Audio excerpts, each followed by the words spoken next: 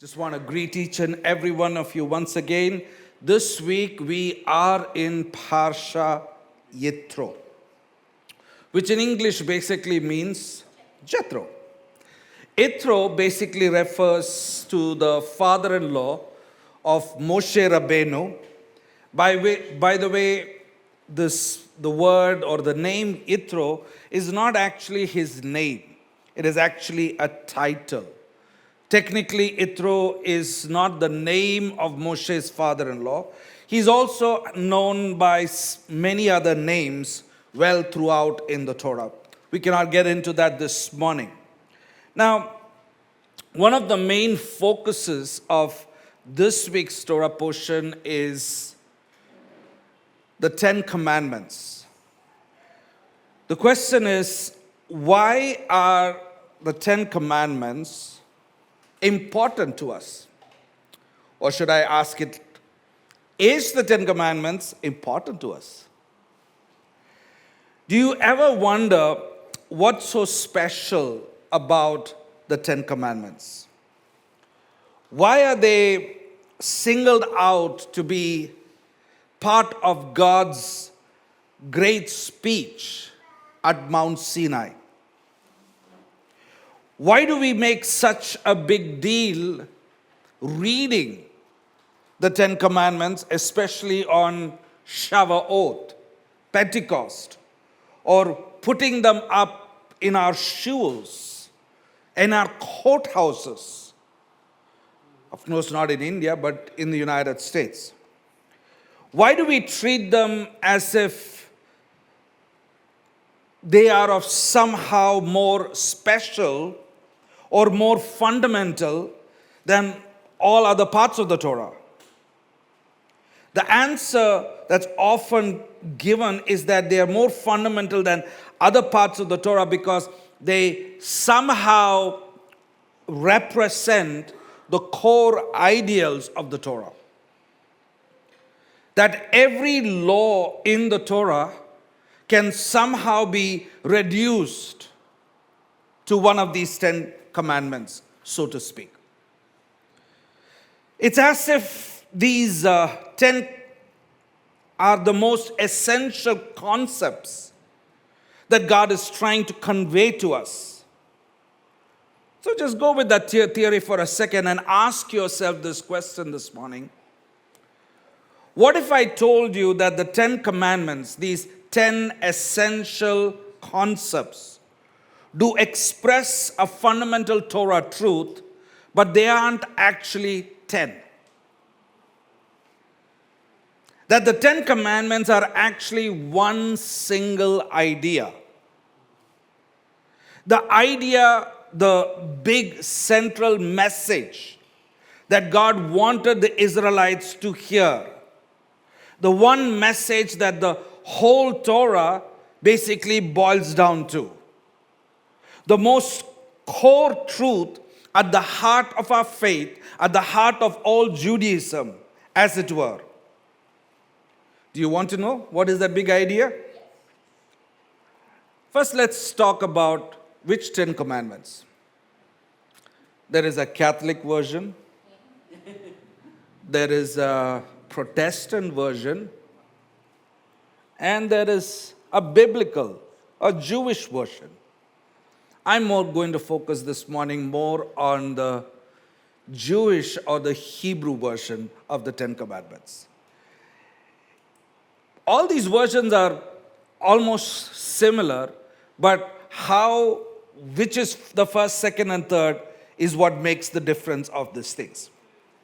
So today we'll be basically discussing about the 10 Commandments and why they still might be relevant to each of us even after 3,000 years. Let me begin with a small story.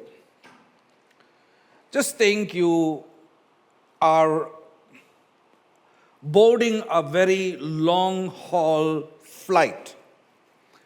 And next to you is sitting this guy called Ravi. He sits next to you.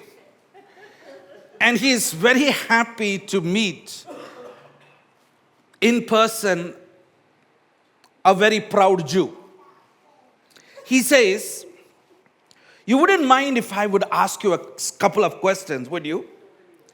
And you're stuck with Ravi for the rest of the flight. 14, 15 hours. So he says, if you had to boil it down for me, just in a few sentences, what would you say your religion is all about? Now, nothing complicated, just a couple of sentences. And Ravi goes on to say, my religion is all about love. Whenever I think about love, I get this spiritual feeling. It's just the greatest thing in the world. But you Jews, what's your religion all about? So, you're thinking about this for a little while and you think, well, and you think about, the Torah, the Bible talks, we learned about all these laws in the Torah, these commands. So you figure out and you say, I got laws. So Ravi gets little kind of puzzled. His religion out here is all about laws, and your religion is all about, his religion out there is all about love, and your religion is all about laws. And if you think about laws and love sounds more exciting than the laws. So Ravi goes on to say, well, I don't get it. What would be so spiritual about laws? How does that even work? So what I would like to talk about today is, how would you answer, Ravi? How would you boil down your faith in just a couple of sentences? Last week when we were in studying on Sunday, if I'm not wrong, many of you had this issue. How do you explain yourself? What do you boil down your faith really is? Many people don't want to come and be part of this faith because they think it's laws. They think it's just doing stuff. There's no faith. I think one way we can envision perhaps a better conversation with Ravi would be to kind of search for an organizing principle within our faith, within Judaism. Is there a natural, organic thing around which all these myriad of 613 commandments revolve around? And the first thing that comes to mind is there is this idea in Jewish tradition that we call 10 Commandments, but it's not called 10 Commandments. It's called in Hebrew what? Aseret HaDebarot. It's basically, Debarot is basically words or sayings. So these are not 10 commandments. It is 10 words. It is 10 sayings, which according to tradition was given to Moshe at Mount Sinai at this great grand event of fire and light show on the mountain, that these 10 sayings are kind of a table of contents for the entire Torah. In fact, there are not only 10 commandments, but there are also 613 commandments throughout in the Tanakh or in the Torah. But the logic in kind of giving these 10 commandments on a special revelation on top of a mountain is because somehow they are the organizing principle for the entire Torah. And this is a very attractive notion, because if there is really an organizing principle, if the 10 Commandments really is some kind of a table of content for the whole Torah, then you have a system. And if you have a system, then you don't have 613 random laws anymore. An organized system can be spiritual, It can be meaningful, and it's not really 613 commandments. For example, we all know the song, Rockabye Baby, on the treetop. I'm not going to sing that song to you this morning. Now, if you imagine somebody didn't know this song, how would you teach them this song, Rockabye Baby, in the treetop? You could start by saying, well, everybody listen carefully.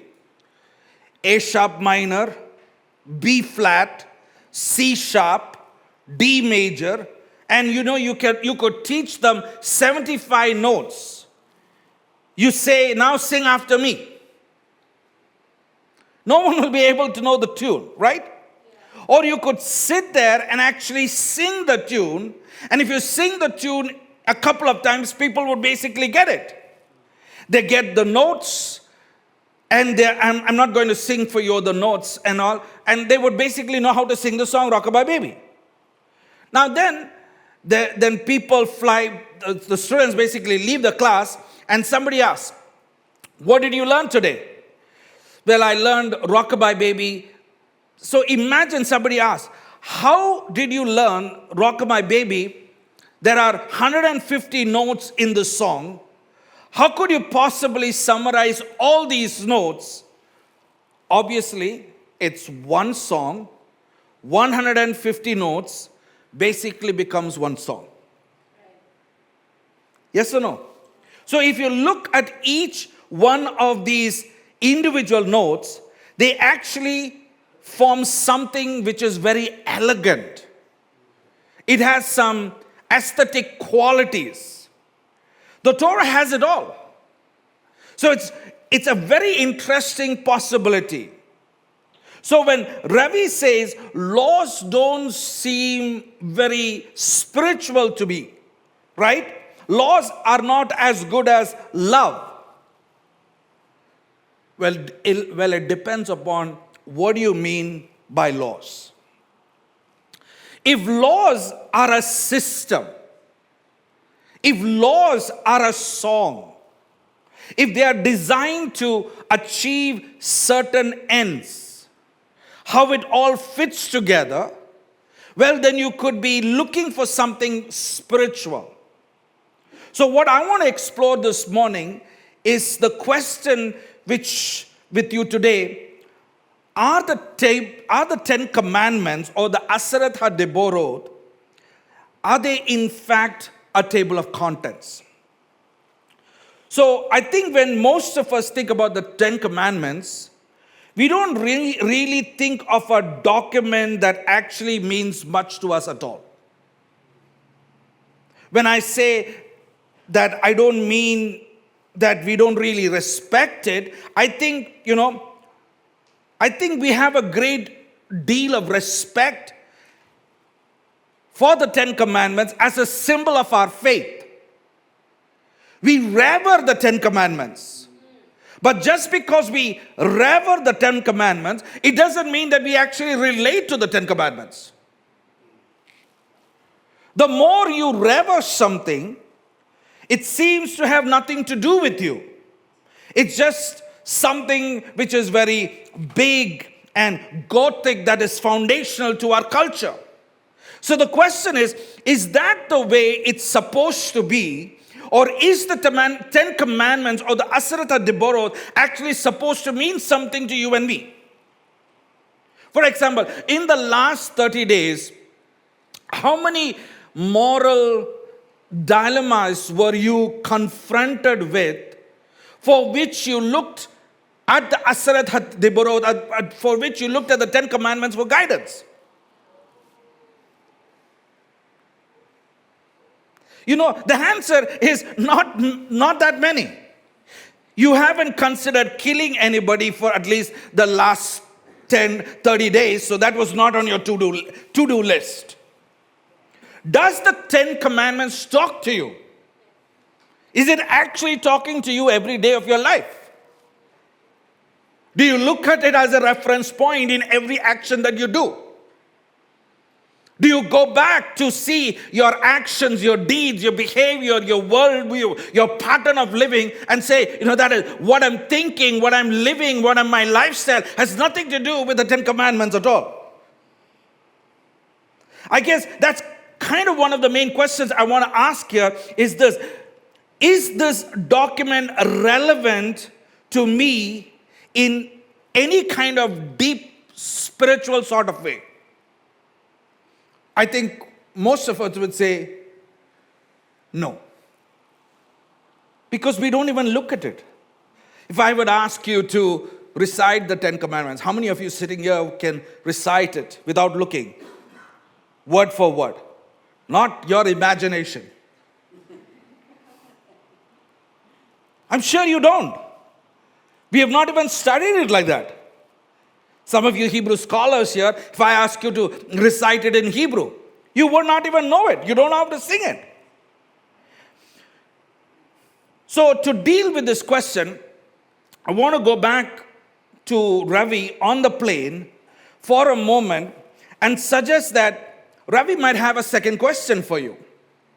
If you think about it, Ravi says, take for example a particular narrative in the Bible that is very short, the Tower of Babel story, Babel story.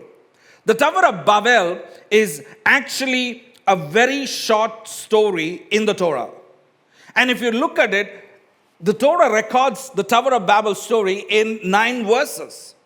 9 verses is not something which is very big, but it basically talks about the whole story over there in Genesis chapter 11, verses 1 through 9.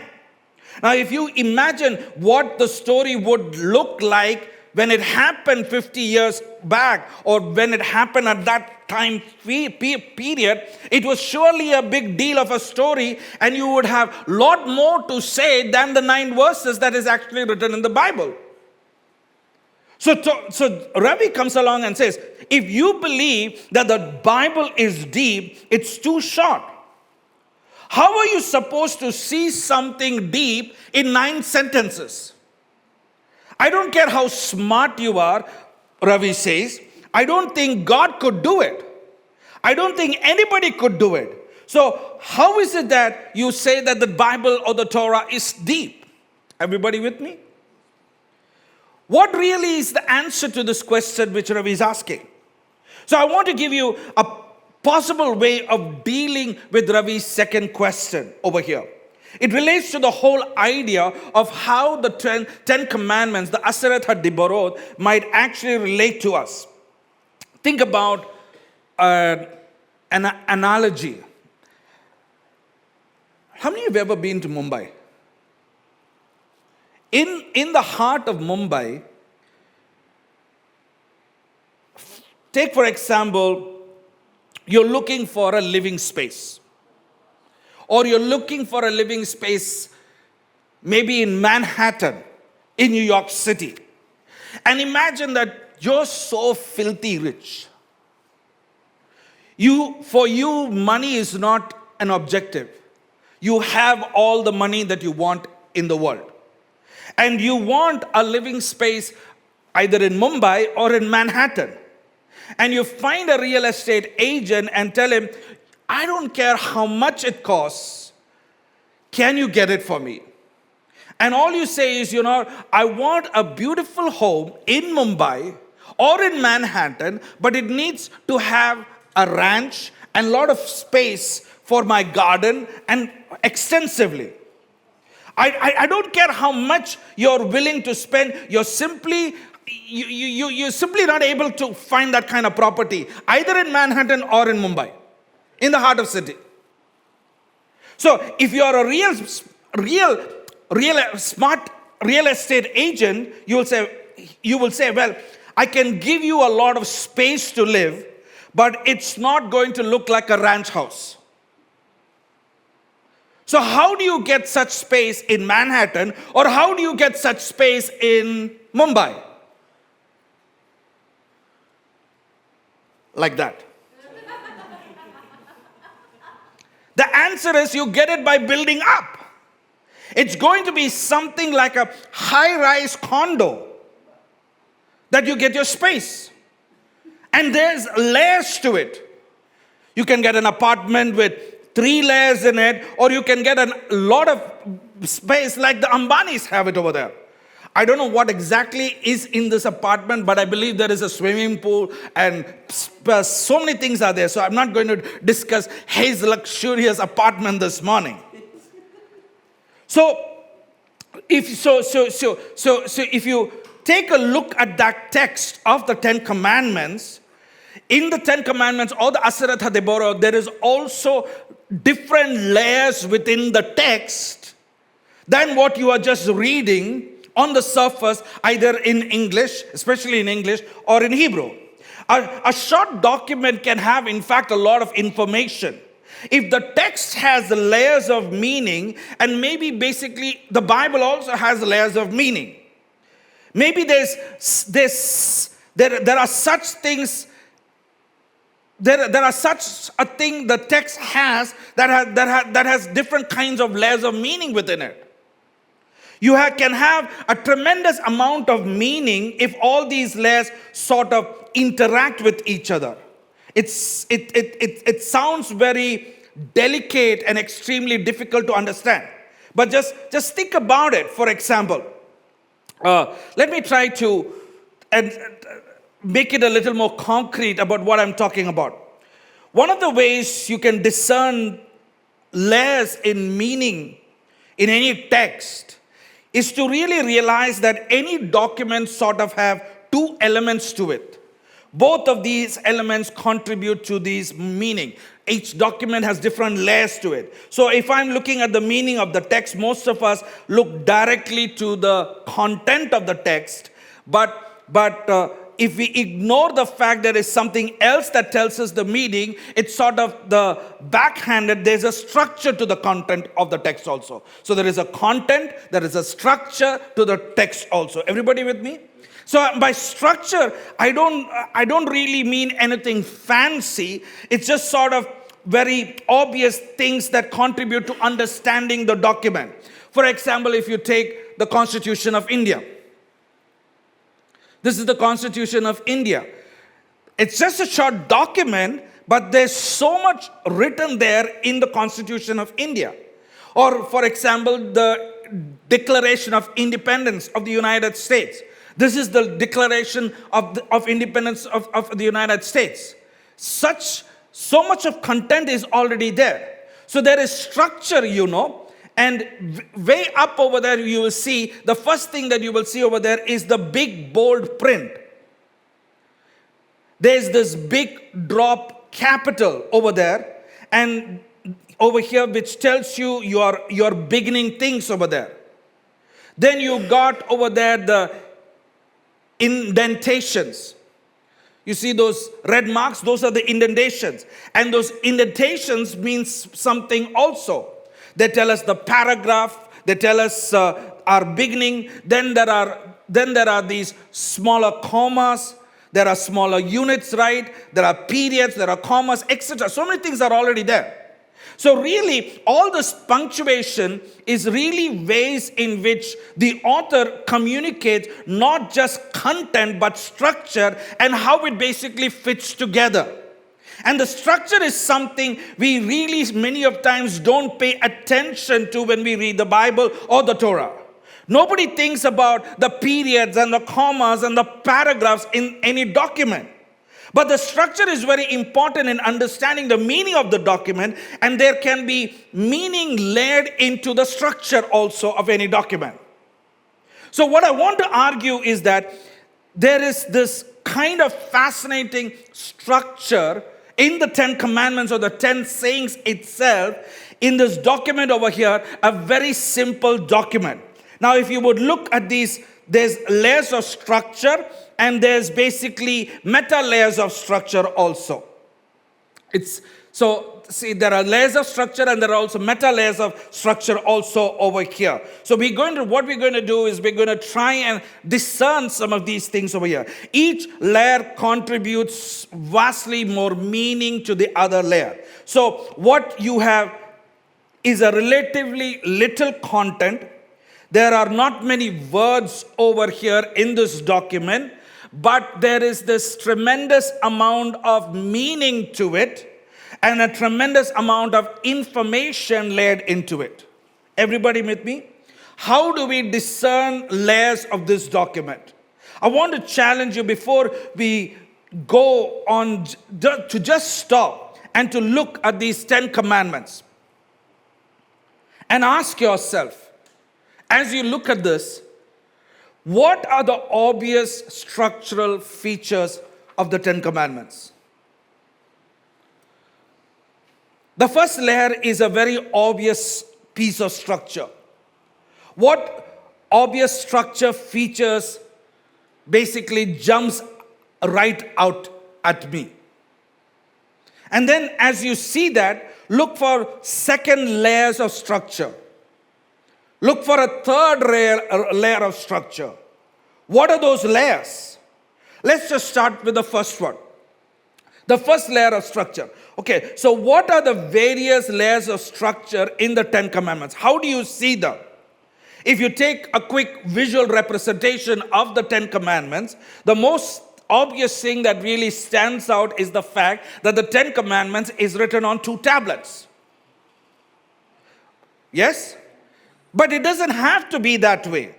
If there was just one tablet, nobody would be really disturbed about it also. The fact that there are two seems to imply there has to be 2 different categories of things over here. The question is, what are those categories? So if you look at the 10 commandments, the first side, these are basically relation of commandments which deal with the relationship between people and God. The second side, it basically deals with the relationship between people and people. It just seems to be true. But the question is the first side really about relationship between people and God? Let's just go through it. The first side, if we look at the first side, the first one is, I am the Lord your God. That's commandment number 1. And clearly you can say that's a relationship between us and God. Commandment number 2, do not have any other gods before me and do not take my name in vain. These 2, 3 and 4, 2 and 3 are basically also relationship between man and God. Number 4, keep the whole Sabbath, honor the Sabbath and keep it holy. The Sabbath is also going to be something which God wants us to honor. So we have so far the first 4 commandments, and all these are about relationship between people and God. Finally, we come to the 5th one and the last one on the side, which says, honor your father and mother. And that seems to be like a fly in the ointment, right? Because the last time I checked, your parents are people. And also, what the question is, what are they doing on this side of the tablet? If this side deals with the relationship between people and God, so what we really find is some sort of a common denominator between God on the one hand, which is the first 4 of the commandments, and parents on the other side. Yes? I think the answer really is that we often think of God as a creator. But God is actually just one creator because we have human creators also involved in this action. So to think about it, if we talk about the first tablet is what we might call vertical relationships. If you imagine a modern kind of painting, and if you put a person down at the bottom and you draw parents on top, or you can draw God on top, and that's because God and parents, they're intuitive, both are parents, So God and parents are what? They're basically authoritative figures. We owe everything to them. Therefore, they're not just simply our own equals. So we have relationships between authority figures on one side, which we call vertical relationships on tablet number 1. And that suggests that what tablet number 2 is really about is what? Horizontal relationships. It is a relationship with our peers or with one another.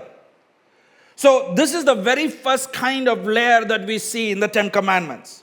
We just emerge with some kind of facts that there are two tablets. Okay? Two tablets. One set, vertical relationship between me and God.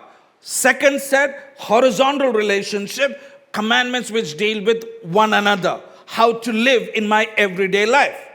Okay? The next layer of structure, I think, comes from the fact that each of the two tablets just happens to have 5 commands on it. Yes? What does that imply? Maybe there is some kind of a correspondence between these two sides.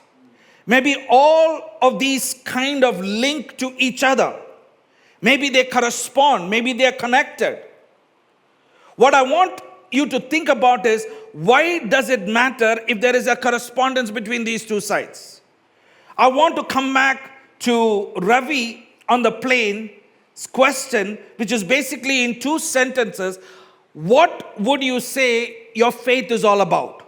What would you say Judaism is all about? That was his question. How can you say in 2 sentences what your faith is all about? There was this similar question that was asked many years ago in a famous story in the Talmud. There was the man by the name Hillel. He was basically a great sage of the Talmudic times.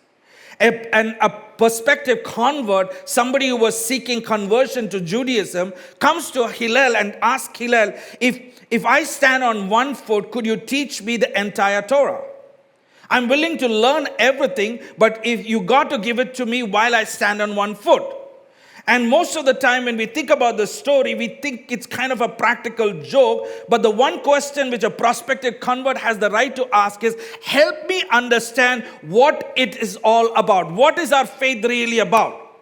And what was Hillel's answer? Hillel's answer is, that which you hate, do not do to your fellow. This is the whole Torah. The rest is commentary. In fact, it was not only Hillel who said it. Our master, our Rebbe, Yeshua, he talks about the same idea in Matthew chapter 7, where he says, always treat others as you would like them to treat you. Why? Because this basically sums up the teaching of the Torah and the prophets. What is the Torah about? Treating one another the way you like to be treated. You don't like to be mocked at. You don't like to be ridiculed at. You don't like to be taken for granted. That's the way you basically treat others, because that's what teaches us that you are a follower of the God of Abraham, Isaac, and Jacob, and you follow the Torah and believe in Yeshua. So one of the things we often confuse this idea of Hillel with Yeshua is something that Rabbi Akiva said. Rabbi Akiva, not only he said, Yeshua also said it, is to love your neighbor as yourself. In fact, Hillel didn't say he didn't actually say that. Hillel didn't say love your neighbor as yourself. And one of the interesting questions is why? Because love your neighbor as yourself is actually a verse in the Torah. Do you know where it is in the Torah? Leviticus 19 verse 18. What Hillel said was basically, that which you hate, don't do you to your fellow. That is the Torah. Rest is commentary. You don't like to be cheated? Don't cheat anybody. You want to be respected? Learn to respect one another. So one of the questions you might ask is, what is the source of Hillel's comment over here? Where did he even come up with this? If you even compare these two things with what Hillel said and with what Yeshua said and with what Akiva said, there's something appealing about what Akiva said. What Akiva talks about is basically about love. Love is compelling. Love is appealing. Love seems to be stronger. It seems to be demanding more of it seems to be demanding more of people. In other words, love is basically a positive thing. 1 Corinthians 13, you want to take time to focus on it, study it, look at what love is really thing. That's what it is. Love is a positive thing. Now, if you think what Hillel says, Hillel basically, it's kind of a negative thing. Loving your neighbor as yourself is a positive thing, is basically a positive thing, isn't it? But what Hillel said is it's kind of a negative thing. What did Hillel say? Yeah, that which you hate, don't do to your fellow. So it doesn't really require anything. You don't have to love at all. If I do all this, have I really loved you? Where did Hillel really come up with this? Where did he come up with this? Hillel didn't basically make it up. So if we understand the 10 sayings from a structural angle, we will see the power in what Hillel was basically trying to say. We talked about one element of source. What did we talk about? Horizontal relationships and vertical relationships. I want to talk about the second element of the structure now. The notion that perhaps the two sides of the tablets basically mirror each other. What it actually really means is that in a certain profound way, there is really only 5 commandments, not 10. In other words, these are the same idea. It just expresses itself in the world of man's relationship with its creators, and over here with the idea expressed in a different world with man's relationship with his peers. Are you with me? So the reason why there is 10 commandments is because there are 10 expressions of 5 fundamental principles. Those express themselves in 2 basic kinds of world that we live in. We live in a world with our creators. We live in a world with our peers. And if I can find the common denominator in each of these commands and be able to bring them out to a basic principle. What is the link that links this idea on the one side of the commandments to the idea of the other side of the commandments? What happens is that the Torah both gives us a sense of relative certainty in trying to interpret it and understanding what's going on, and also gives me a sense of meaning. There's much deeper in each of these commands and this principle basically that underlines them. So at this point, what we are really arguing is that there are only 5 basic principles in the 10 commandments. Okay? There are 10 discrete laws, but 5 basic principles that govern them. That's because each one of these principles expresses itself in 2 slightly spheres. In a sphere of vertical relationship and in a sphere of horizontal relationship. Everybody with me? So, the idea will look a little bit more different depending on what sphere it is expressing itself in. Not yet. The way, of course, that we identify these principles that we suggested is that you look for the common denominator. What is the common denominator? What is it that is driving each of these? What unseen principle seems to motivate both of these commands? Everybody with me? Yes. For example, let's try that with the first one of these. The first command on each tablet is, the first one is, I am the Lord your God, on tablet number 1, and do not murder on tablet number 2. It's almost like you would express it algebraically. You might say, what failing to recognize God is within vertical relationships, murder would be for horizontal relationship. You fail to recognize God in vertical relationship is the same thing considered as murder in horizontal relationship. How does this equation play out? A clue, I think, comes from the idea that killing a human being is a big deal in the first place. When we investigate it, there's something special about human beings. You know, there's something special about you and I. In fact, in the language of the Torah uses the language in Genesis chapter 9, verse 6, that human beings are created in the image of God.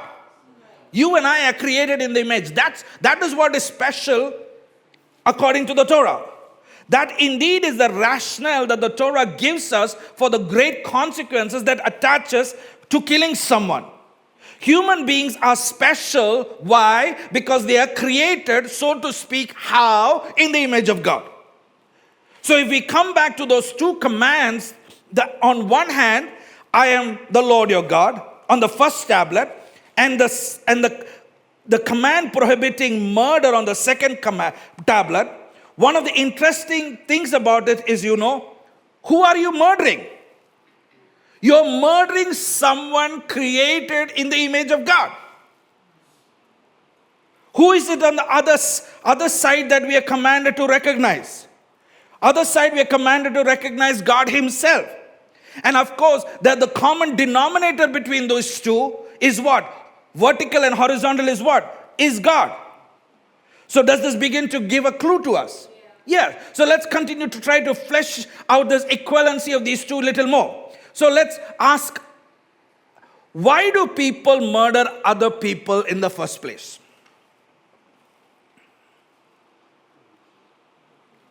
Think about you're lying down at night and you say to yourself, my life is better off without Ravi in the world. And at that point, I have a challenge in front of me. Maybe if I just kill Ravi, maybe if I will murder him. Now, if you think about that for a moment, this leads us to some very interesting question with respect to the creators. Do we imagine somebody saying, my life would be better without the creator in the world? In other words, if we transpose this into vertical relationships instead of horizontal relationships, it's not my life would be better off without Ravi in this world. Maybe some might say, my life is better off without my creator in this world. What's the point of me living? Could you imagine somebody saying that? Yes. You could imagine that imagine that it might be more convenient to live without a creator in this world. And if that's the case, if I felt that way, what would be my challenge? Now, I could not murder God. So the next best thing, what is the best thing I can do? No, ignore. I don't want to do anything with God. I can't murder him. I can murder Ravi. But God, I can't. So what do I do? The next best thing that I can do is ignore him. Don't read the Torah. Don't be part of the community. Just run away. Just be by myself. Live in my own world. Now, if you think about murder and ignoring, there's actually something very similar about the two. There are two different ways of basically getting rid of someone. Isn't it? There is an objective way, and that is when we kill them. And of course, there is also a subjective way in which we ignore them. Either way, we are getting rid of the other person. We're getting rid of somebody. So there is a better, interesting equivalency that the Torah seems to be setting up between murder on the one hand and ignoring on the other hand. They're really the same kind of things. So if we come back to this first principle, the first principle that seems to emerge, the idea that when it is inconvenient to have somebody else around me, whether that somebody would be the creator God, or whether that somebody would be a peer or a fellow person I don't like, do not give in to the urge of getting rid of them. That's the principle. Rather, what do? Recognize the existence of the other and deal with your problem. Rather than desiring to kill them with your words, with your thoughts, with your actions, with your lifestyle, rather than desiring to ignore Hashem, deal with the hidden issues of your heart and return back to God and return to fellowship with one another. That's what this commandment is all about. This is the principle. Recognize the existence of your fellow being. Recognize the existence of Hashem. And take time to talk with Him, communicate with Him. Deal with that issue that you have in your heart. Either repent or turn to God in forgiveness. Now this brings up the commandment number 2 on each side, which is going to be, do not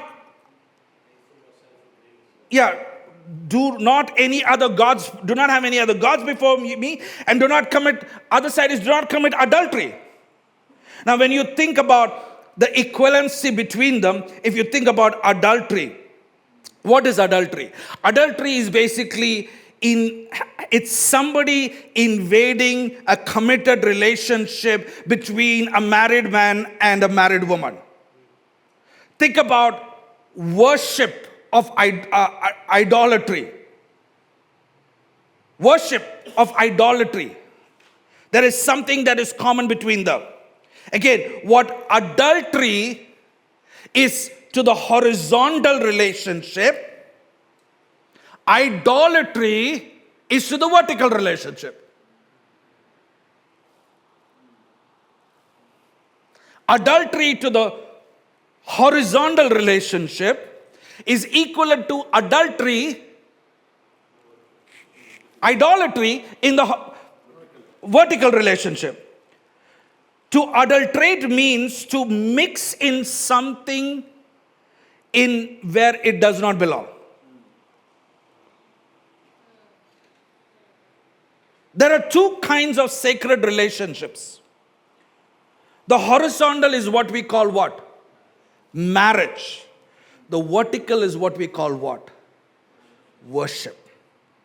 They are very, very exclusive relationships. And when I bring something in to both of it where it does not belong, what do? I betray the relationship and I destroy it. So commandment number 2, what is it, the principle? Don't betray relationships. Don't do that. That brings us to commandment number 3. Do not take my name in vain on one side, and the other side is do not steal. How would you see a common denominator there? The hint for that I give you is a rabbinical interpretation of do not steal is very, very interesting. The way the rabbis interpret that as specifically a command against kidnapping. It means to take the human body.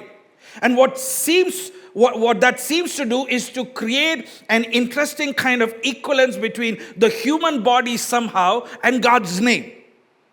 I think that mystery will give us insight into what principle number 3 is all about.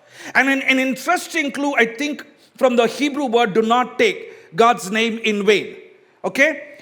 Interesting, the Hebrew of the word over here, do not take God's name in vain, is the word lo tisa, which usually is translated do not take. But the word lo tisa actually means do not lift up or do not carry off. It looks much more like carrying. It's almost as if God's name is being visualized as some sort of tangible thing that you could pick up and basically carry off. What does it feel when you come home and you see a policeman outside your home? And you see all this yellow tape around which the police men have done. You see your house is basically broken into. The glasses are shattered. And almost universally, when that happens to anybody's home, people say that I feel I am being violated. And being violated is normally something we talk about in terms of ourselves. Rape is a violation. our body is attacked. But when the Ten Commandments what the Ten Commandments is suggesting is that really that you can be violating somebody else in another way. You can violate a relationship by taking somebody's precious things. You said you're going to do something. When you don't do it, you're violating somebody's relationship. You're violating your word. You said you will do it, but you didn't do it. And you make a choice not to even open your mouth or talk about it, and you just walk away. You're violating somebody's trust. Are you with me?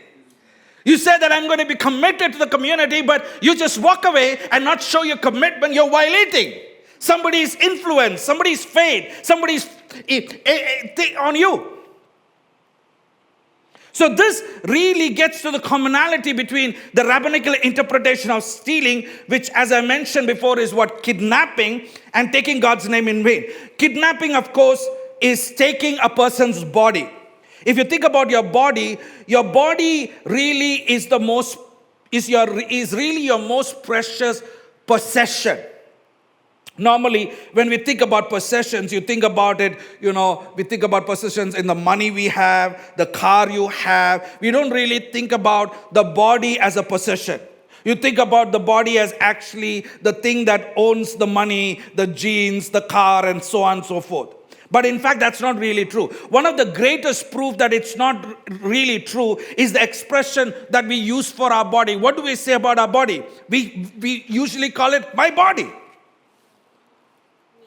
My body means there is a me that is there in the body. My body is the way my sense of self gets expressed in this world, and therefore it's the most important thing that I have. It's the most valuable, invaluable thing. Well, if you think about it, what a person's body is in horizontal relationship, God's name is in vertical relationship.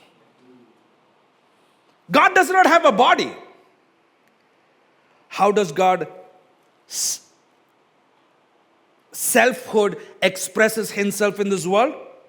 He expresses himself through his name, Yud Ke Vav Ke. So in other words, there are sort of two expressions of self in this world.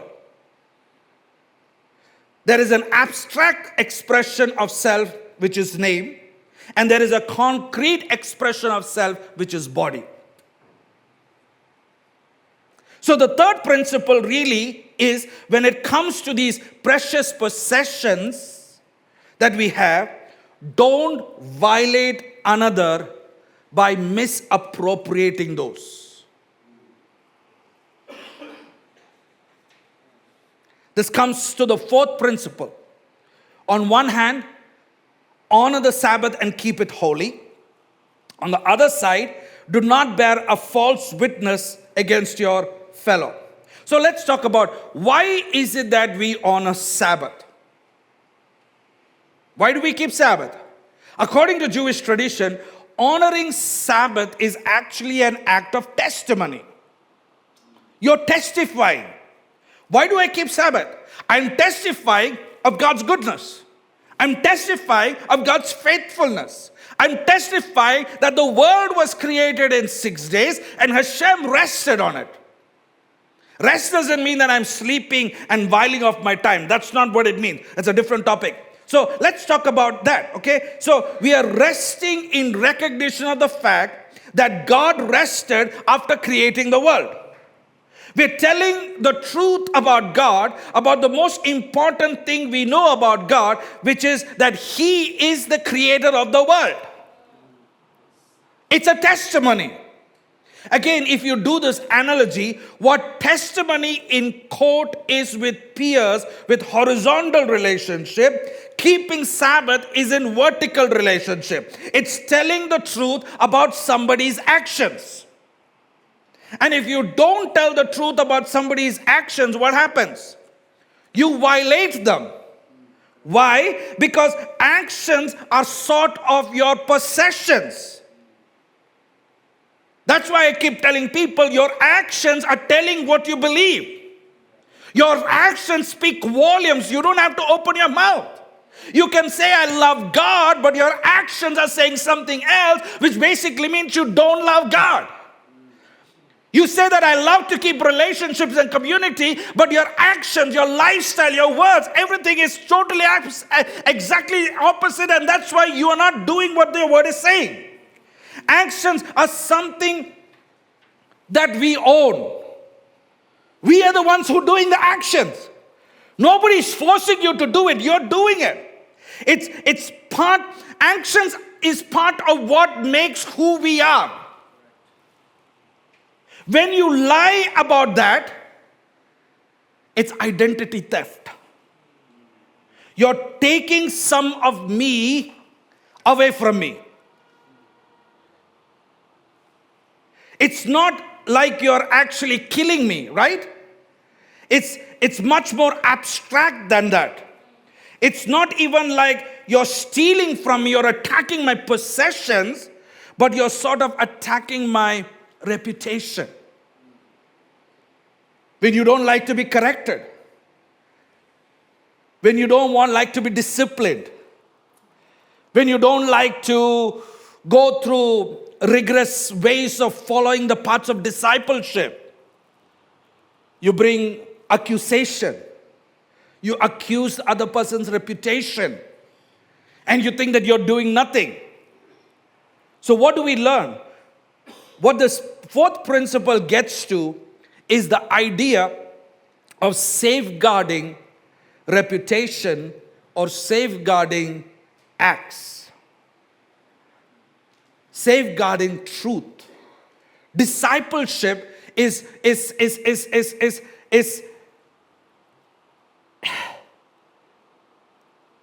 like discipline. Those of you who want to join the army, you can't say, I want to join the army, but I don't like discipline. You can't. The army will not tolerate such kind of people because you're unfit. It's the same thing over here. I want to be disciplined, I want to be discipled, but I don't want to be disciplined. Discipline is what is being told, what is being required, do it at that same time. Not when you feel, how you feel, if you feel. That means you're not discipled. You don't desire to be discipled. You're dishonoring God. You're not safeguarding truth. You're dishonoring Hashem and you're dishonoring one another. And you're basically ruining the other person's reputation. This brings us to the fifth principle. Perhaps the hardest to see of all. On one side, it is do not covet in the peer relationships. And the other is to honor your father and mother in the vertical or creator relationships. Somehow there is a correspondence there. What is the commonality between these two? It's almost as if there is a certain personality flaw. It will express itself in dishonoring your parents in creator relationship. It will express itself in coveting in peer relationships.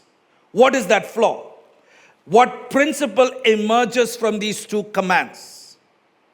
We've been trying to discern it from the two commands in vertical relationship and horizontal relationship. That seems to express the principle. Honor your parents on the one hand and do not covet on the other. So I think the question we really need to ask is, why is it that people covet? Why do you covet? Why is it that they are so desperately want these things that other people have? Where does that come from the human psyche? In fact, the Torah, gives us a hint. If you look at the language that the Ten Commandments basically couches the command not to covet, there's something very obsessive about the language. See what it says? It says over there, it does not just say lo takhod. It goes on to say in Exodus chapter 20, verse 14, Lo takmod be'et reka, do not covet the house of your friend. And then it keeps going on. Do not covet his house. Do not covet his wife. Do not covet his manservant. Do not covet his maidservant. Do not covet anything that he has. And it gets extremely specific in all these things, one thing after the other. It's this veritable laundry list of stuff which is basically saying over here. It's like you feel like saying, okay, I get it, I understood it, don't repeat. Why you have to tell it again and again? I heard it. Like when you tell young people today, if they hear a command or something told by their parents was, I heard it. Why are they saying that? They don't want it to repeat. It's the same thing over here that's happening over here. The Torah says, I think, to suggest that there is something obsessive about the nature of coveting.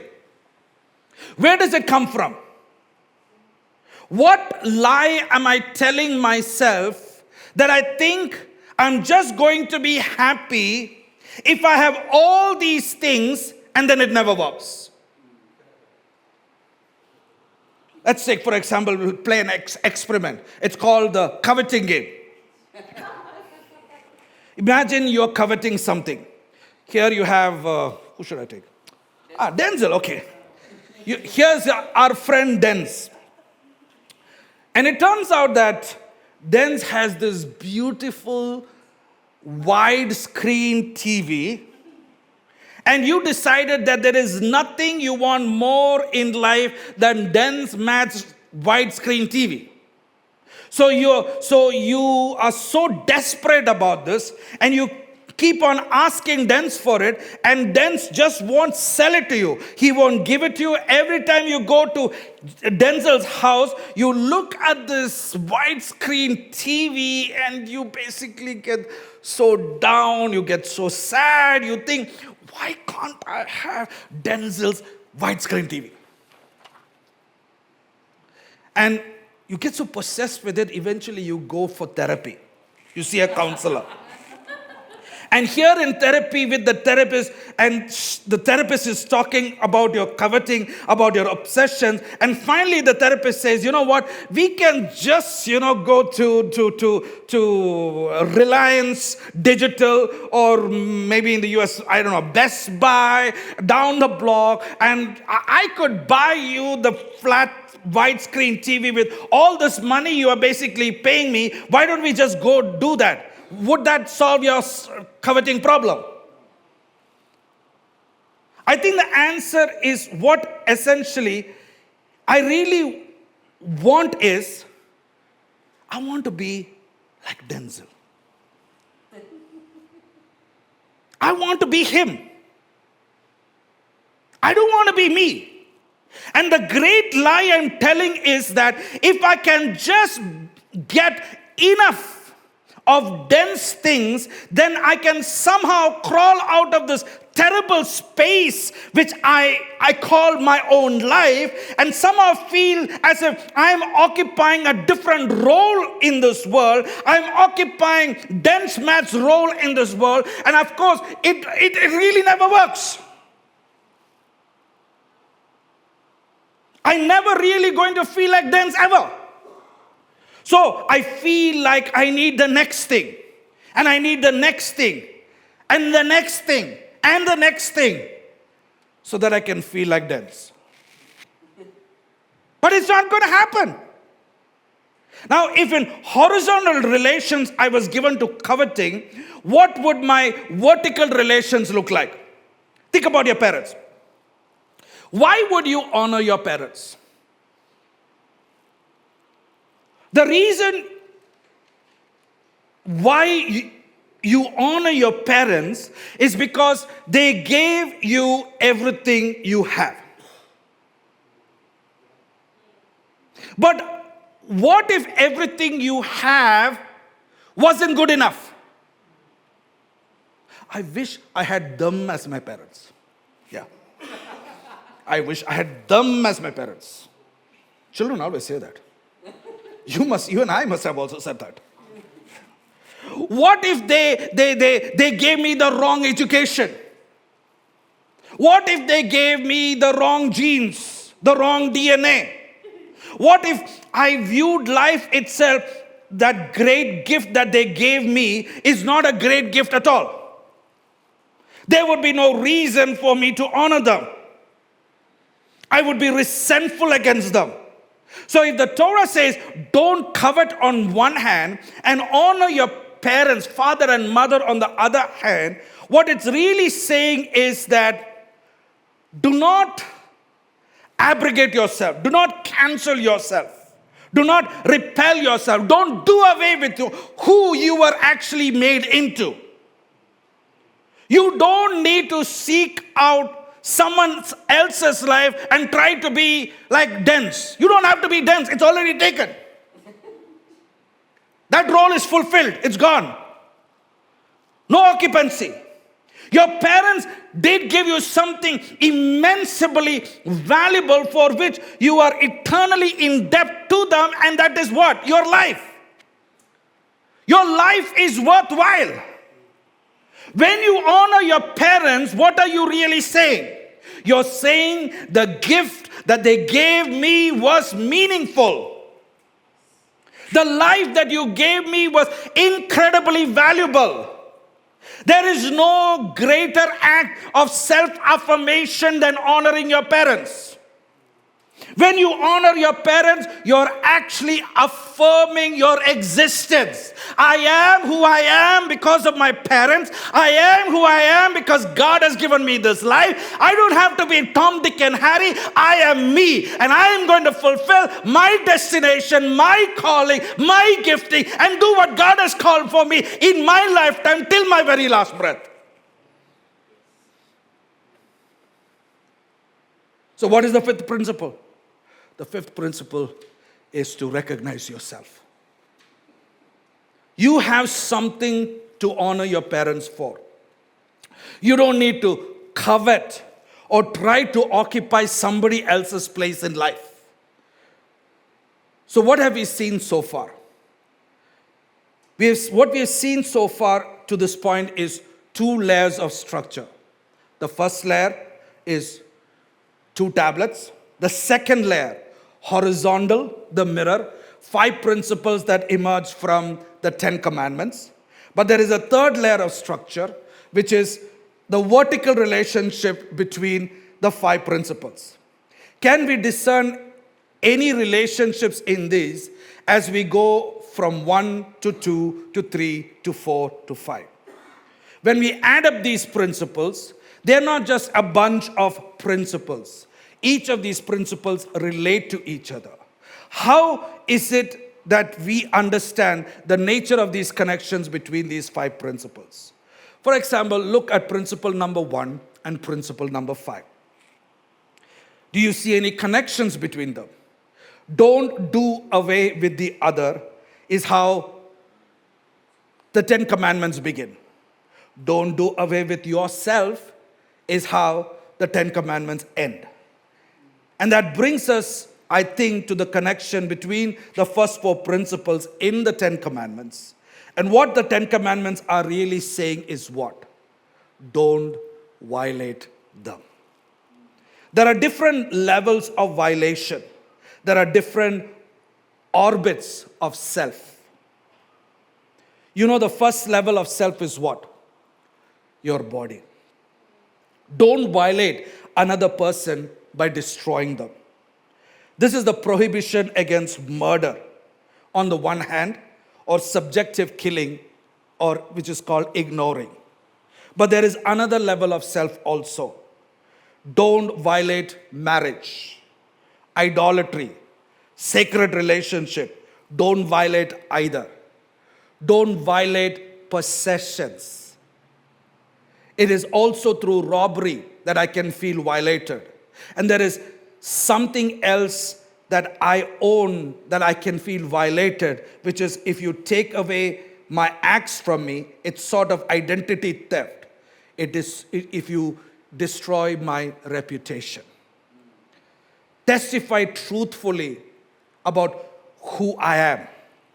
All these things are about non-violation, sort of 4 concentric levels of self. What about the fifth command? What is the fifth command about? The fifth command is about not violating me. At a certain point, your brain is going to kick in, and and it's going to say, if everybody else is so special that they can't be violated by me in any of these different kinds of way, if everybody else is a little spark of godliness which makes them so precious as not to be violated, maybe I too have this spark of godliness within me.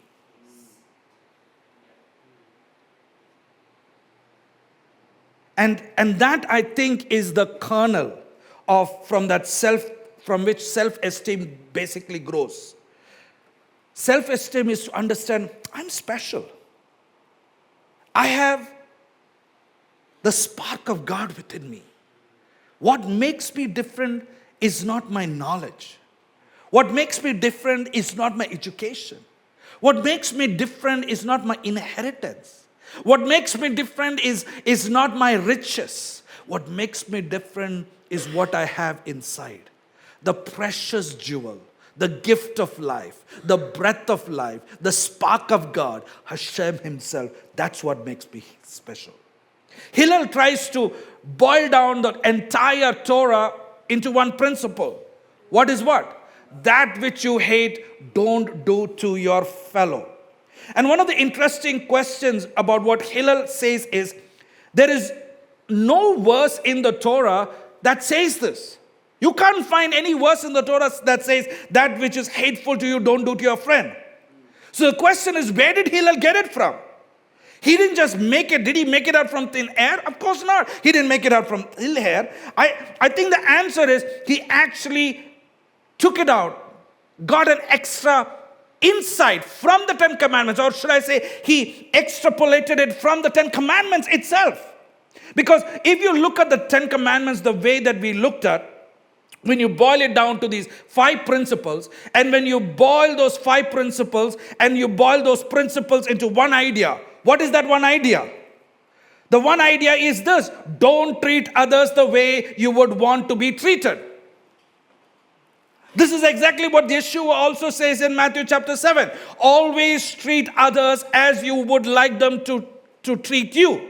That basically sums up what? The Torah and the teachings. You would not want to be violated. Isn't it?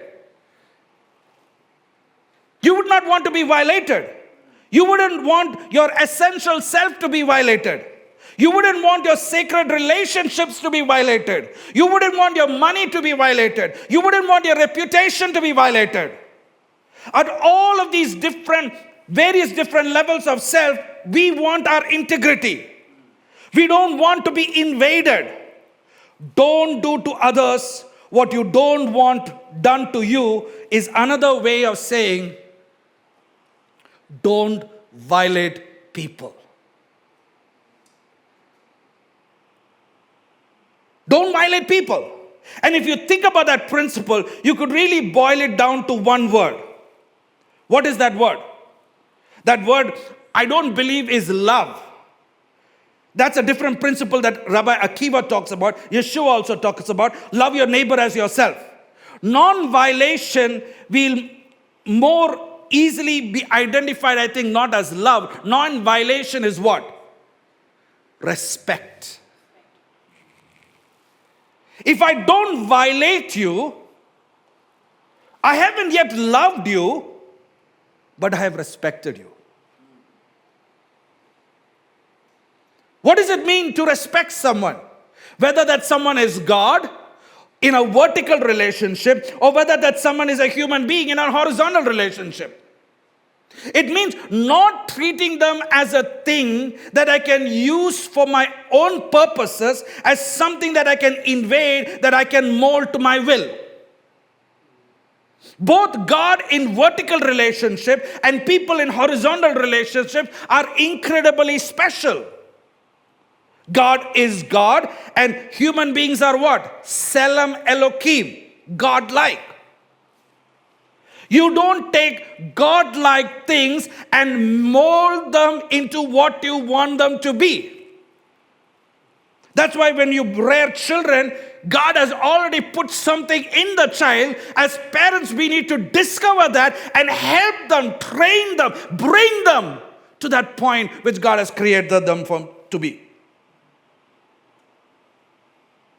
They are what they are, and what they are needs to be respected. Others are what they are, and what they are needs to be respected. You need to respect yourself, respect others. What does it look like to relate to one of these beings without respect? What does it look like to relate to God without respect? It looks like idolatry. In idolatry, what are you worshiping? You're worshiping a thing. And the relationship that you build with an idol is worthy of a thing. The rain god, the sun god, the moon god, the Tepon god, the pole. I impute some power to this thing, and then I bargain with them. I try to appease it. I try to get something out of it so that my life would become better, and the sum total of my relationship with this thing is reduced into what I can get out of it. We can relate to people that way as well. What can I get out of it? What can I get out of my fellow friends? If it is my colleague, maybe I can get a reference for my next new job interview. If it is my date, maybe she can be my trophy wife. If you're a super popular friend, maybe I can get some social status out of it. I can manipulate you because the only thing that really counts in this world is what? Me. I don't value anybody else. I only value me. So I'm trying in everything that I do is to basically get what I want for me. Everything else is basically just a tool to make me better. That is one way to view the world. But friends, that's not the biblical or the Jewish way to view the world. What does it look like when you don't treat them as things? What does it look like when you recognize the inherent godliness of God in the other person? When you recognize that every human being carries a little spark of godliness within them, what does it look like to you? When you relate to people this way, the way is cleared for a new kind of relationship. And this brings us to Rabbi Akiva's statement, a relationship we can actually rightfully call love. Now, love comes in two different varieties. What we can call as true love or love's imposter. Let's take a minute to quickly elaborate what do I mean by this. What is love? What is common to what I'm going to call true love and love's imposter is that love means the creation of a V out of two eyes.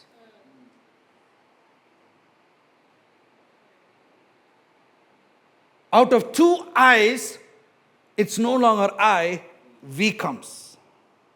Anytime you love, you're coming together with someone in some sort of a way.